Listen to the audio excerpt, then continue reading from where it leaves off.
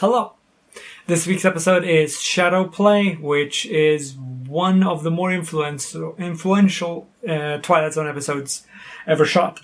And I'll tell you why. So, when I first saw this, I for a moment I thought that Grant was Tennyson from the last episode, The Silence, when he was sitting in the courtroom, and I had to look up the actor, and then he started talking and stuff, and I realized it wasn't the same guy.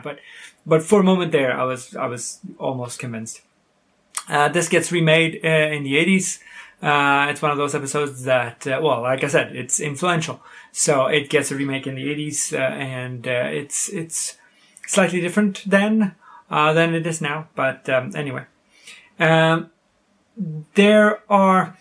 it's slightly unseemly, maybe even distasteful when they're talking about death by electrocution, and then cut to a steak sizzling in the oven. It's kind of like anyway.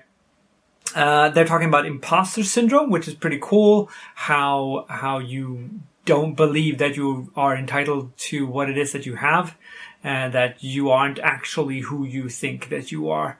And it's not spoken outright, but it is a theme that is a lot more modern than it was back in the 60s.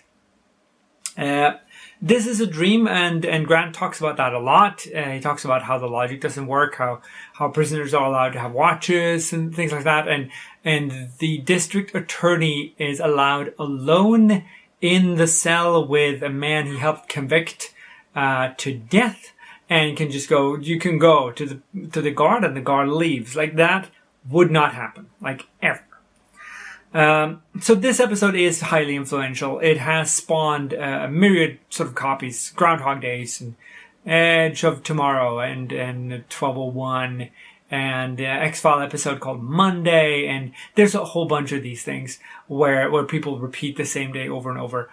It might be an original idea, at least as far as I can see, it's an original idea. I haven't seen anyone else having credited to have made such a story before.